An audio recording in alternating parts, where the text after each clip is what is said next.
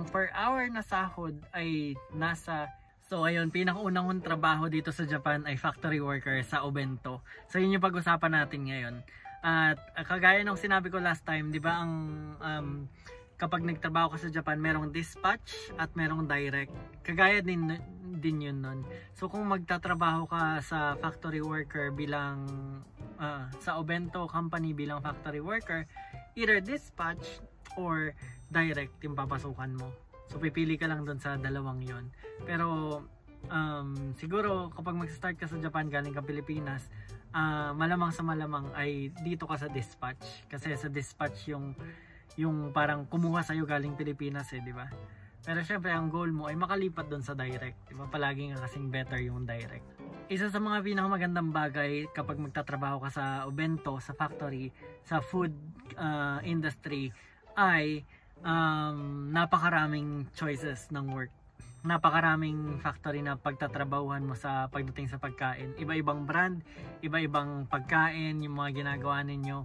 Kung iisipin mo, mas marami pa yung trabaho kaysa sa taong naghahanap ng trabaho dito.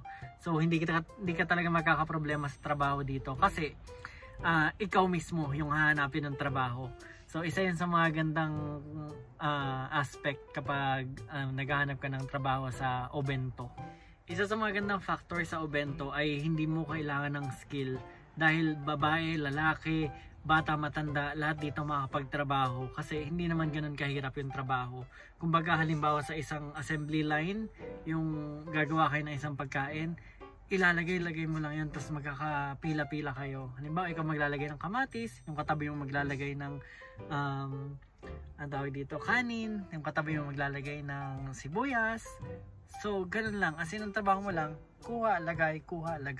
So, hindi mo kailangan ng skill doon. So, kahit bata ka pa, okay ka. Matanda ka, okay ka. Basta nakagalaw ka lang, able-bodied ka. Hindi ka nag-slow down. Halimbawa, yung may kapansanan ka or physically disabled ka. As long as hindi ka naman ganun, okay yun. So isa yun sa mga ganda kasi walang pili talaga. So, sa mga pinaka-nagustuhan ko sa Obento ay yung mga freebies nila. Kasi since nagtatrabaho ka nga sa mga pagkain ay parang unfair naman kung gumagawa ka, 'di ba? Tapos hindi mo natitikman yung ginagawa mo. So dito sa Japan, hindi naman sa lahat ng mga company pero yung napasukan kong company nun ay mabait. So kumakain kami ng lunch, parang buffet style 'yon. Nakasalansan din yung mga ginawa namin. Tapos pwede kami kumain ng lunch. Tapos pwede ka rin mag-uwi, mag-take out. Although parang nung mga last years ko na roon na nagtatrabaho, parang hindi na yun applicable bawal na mag-uwi, pero pwede mag-lunch. Pero ang pinagusto ko ron talagang ay nakakain mo yung ginagawa mo, 'di ba? Kasi parang isipin mo ang laki ng mamimenos mo kung nababawasan mo yung gastusin mo sa pagkain kasi 'di ba pagkain isa yan sa mga number 1 talaga, lalo na pagod na pagod ka, uuwi ka, gusto mo talagang kumain sa labas niyan. Pero kung nasa-subsidize na yung mga ganun mo, yung mga kain-kain mo, malaking matitipid mo talaga. So napakagandang factor nun kung magtatrabaho ka sa Obento. So yung work, kapag sinerte ka talaga, usually kapag babae ka, hindi mabigat yung trabaho mo. Kasi nga sinabi ko, tagalagay-lagay ka lang. Usually hindi mo kailangang masyadong mag-isip, basta gagawin mo lang yung trabaho mo, relax lang, ganun. Kumpletuhin mo lang yung oras, tapos nyo lang yung mga tatapusin nyo kasi parang may quota yan. Halimbawa, okay, ang gagawin natin for today ay 2,000 na Obento. Okay, tatapusin natin to 2,000, di ba? Ngayon pag natapos natin yan, kahit hindi pa nyo oras talaga umuwi, pinapauwi na kayo. Yun. So maganda yan, relax lang yung trabaho. Kung mahilig ka may pag-usap sa mga tao, marami kang makikilala sa Obento kasi ang mga nagtatrabaho ron, halo-halo. Andun na yung mga Japanese, syempre, sila yung mga parang pinaka-leader doon, mga ganon. Tapos andun din yung mga trainee, yung mga Brazilian, mga Vietnamese, mga Peru, Pilipino, napakaraming lahi, halo-halo na ron. So marami kang mamimit ng mga kaibigan, marami ka rin mamimit ng mga kaaway. Huwag ka masyado may pag-away. Matututo ka rin talaga ng mga recipe nila na mga ginagawa niyo Obento kasi alam mo yung nilalagay mo alam mo yung gramo, alam mo yung ingredients, alam mo yung timing ng pagluto. So dahil alam mo na yung mga ganon, magandang skill yun. Basta ipunin mo lang, ipunin yung mga tututunan mo. Hindi mo alam, malay mo baka in the future, pagbalik mo Pinas, edi nag-start ka na pala ng restaurant doon, di ba? Or baka dito, hindi mo naman sure, di ba? So maganda yun, natututo tayo ng mga recipe nila. So far, yun na lahat ng mga magandang naisip ko. Pag-usapan naman natin yung mga pangit. So number 1 is, kasi yung ginagawa mo ay paulit-ulit. As in mula pag umaga hanggang matapos yung trabaho, paulit-ulit yung trabaho mo, tapos hindi ka nare-require mag-isip kasi ang lang, physical lang parang ka lang makina na maglalagay. Maraming pwede mangyari sa'yo mentally. Halimbawa, pwede kang ma-depress kasi di ba kapag idle lang utak ng tao, parang kasi hardwired tayo mula bata tayo na manood ng mga drama, ng mga conflict sa TV. So ang tendency subconsciously ay inclined tayo na ganun. Kapag wala tayong iniisip, kahit anong productive, positive or negative, inclined tayo na pag hinayaan natin yung thoughts natin na mag-isip ng mga negative.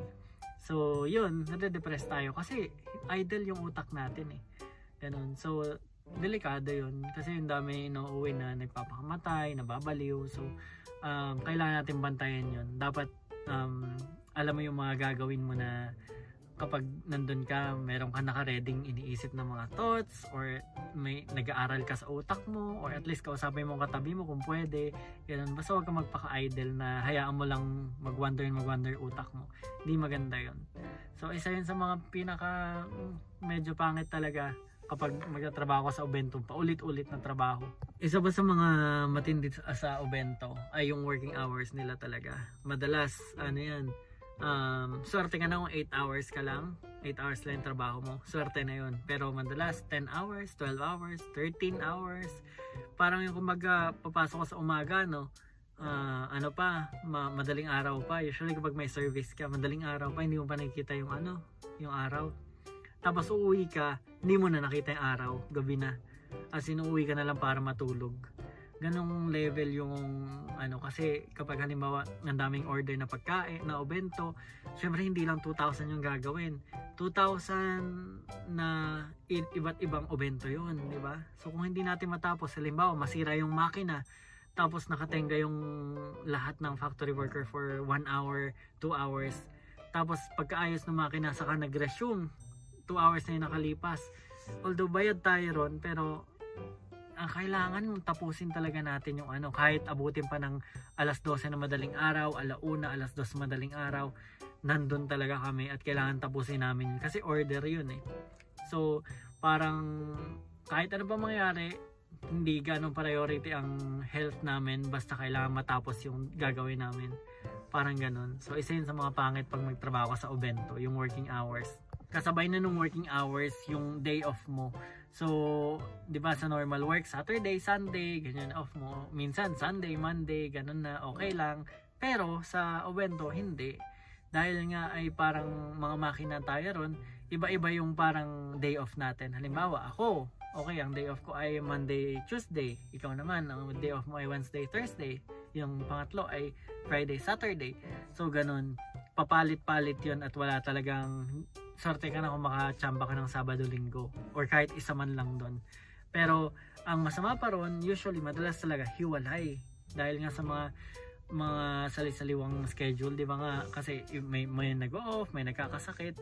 Usually ang ginagawa nilang off ay magkahiwalay. Halimbawa, ang off ko ay Wednesday at Sunday, ganun, Thursday at Tuesday or Monday at Thursday. Sobrang parang hindi mo na ma-appreciate yung off mo kasi pagod ka sa trabaho, tapos pagkagising mo parang ipapahinga mo na lang yung buong araw, tapos kinabukasan pasok na naman. Yung hindi mo maramdaman yung off kasi nga 'di ba isa lang, one day lang. So isa yun sa mga pangit talaga yung day off ng Obento. Doon nga sa 'di ba, na marami kang mamimit na tao. Hindi lahat 'yon mabubuting tao. Marami kang makakaaway doon. Siguro halo-halo na kasi emotions yan Pagod, tapos iba-ibang personality nyo. Merong mga, alam mo yung mga matataas ang ego, mga palaban, mga palaaway. Marami, halo-halo yan. Hindi lang iba-ibang lahi, pati mga Pinoy din. So, mag-ingat ka na lang, iwas gulo ka na lang palagi. Kung magtatrabaho ka sa factory, asahan mo na may mga ganong drama. yung mga nagbabatuhan ng basket o biglang nagsasabunutan, ganun. So medyo wild. Pero minsan alam mo yun, yung parang sobrang boring na ginagawa mo, ang sarap di manood. Yung ba, oh sige, laban kayo dyan, tapos tigil yung makina kasi inaawat, di ba? Tapos lahat kayo nanonood lang kayo ng parang, oy, harapin mo face to face, parang yan. Talagang matinding bakbakan. Maganda na pangit, pero overall pangit yun, yung ganun. So kung lalaki ka naman, sinabi ko kanina, kung babae ka, kung matanda ka, siguro okay yung trabaho mo, tagalagay lang, madali lang. Pero kung lalaki ka, able-bodied, tapos medyo matipuno, di ba? Buti ako hindi ako masyado matipuno.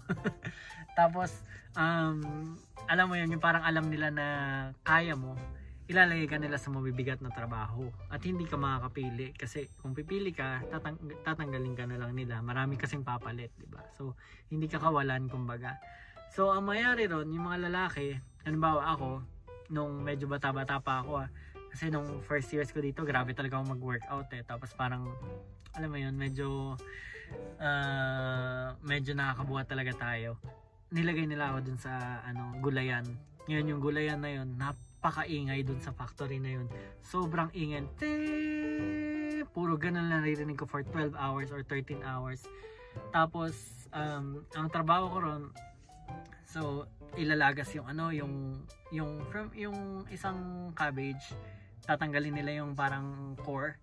Tapos pagkatanggal nila nun, lalagasin yun, parang chop yun ng makina. Tapos pagkadaan nun sa makina, nahugasan nun ng makina. Tapos pagdating doon, ako yung tagasalo. So isang balde yun. Umabot yun ng mga 20 to 30 kilos yung isang basket na ganun. Tapos binubuhat kong ganun.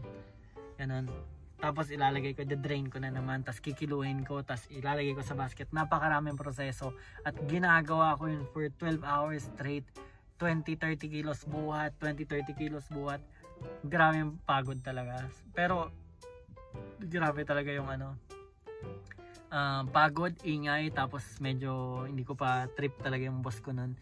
Kasi okay naman siya, mabait naman siya, kaya lang parang hindi siya gano'n nagpe-pay attention talaga sa mga issues nyo. Halimbawa may unfair na nangyari sa work, parang wala talaga siyang, hindi naman siya gano'n ka-concern.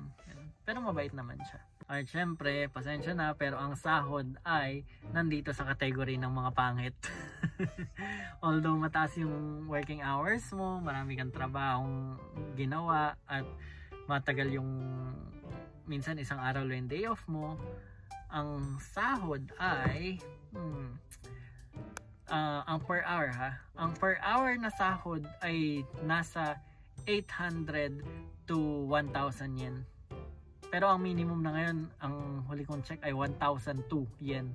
Pero syempre dahil nga halimbawa pag pupunta ka rito, trainee visa ka, hindi ka ganong maalam sa Japanese, at wala kang laban, ang gagawin sa'yo ng mga dispatch company na yan, talagang pipigain ka niyan sa hanggang mapipiga nila, di ba? Mula pa na lang, alam mo naman din, di ba? Halimbawa pagpunta mo pa lang dito, yung mo pa lang, plane ticket mo pa lang. Kami noon, sabi namin, kami na magbabayad ng plane ticket namin kasi ayaw namin magkautang. Ayaw nila, di ba? Hindi kami magbabayad niyan, tapos ikakaltas na sa sahod. Ang reason dahil doon ay kukunin nila yung i-minus nila sa sahod mo yung pagkalaki-laking plane ticket na hindi naman economy yata, or basta parang hanggat matataga nila yung sahod mo, tatagain nila. Wala kang laban kasi kaka-start mo pa lang, di ba? Hindi ka makalipat, hindi ka makaangal, wala ka talagang laban totally. So ang starting ay around 800 to 1,000 yen lang. Siguro papataka ng sobrang hardworking ka na, hindi ka ma-absent in 1 month, tapos may may mga overtime ka, siguro papatakan sahod mo ng mga 18 to 20 lapad, ganun. Swerte ka na siguro kung mga 21-22 lapad ka, pero usually less than 20 lapad ang sahod sa Obento.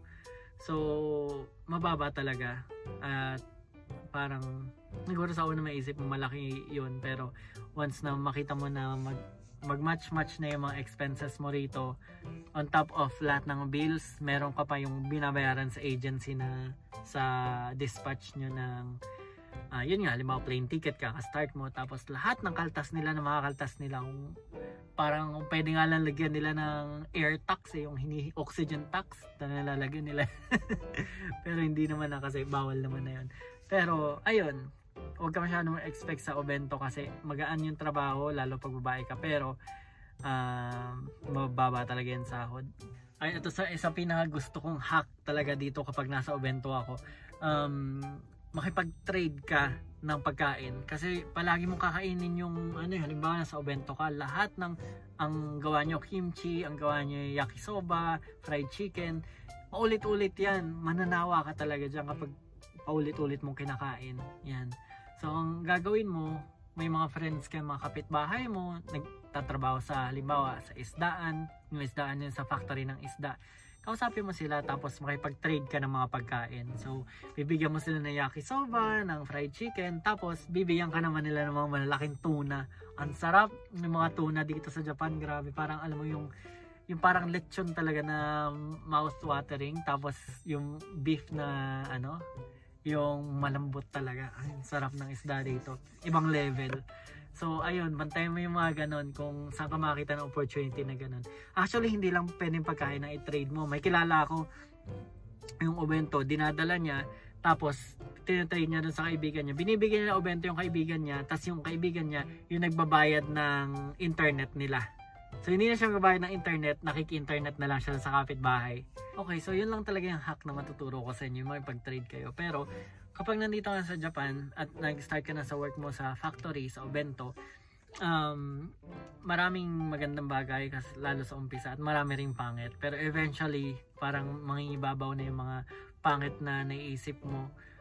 Huwag ka man lang magpapatalo ron, lumaban ka lang, kasi isipin mo lang na ginusto mo to, decision mo to, panindigan mo talaga na na magtutuloy-tuloy ka.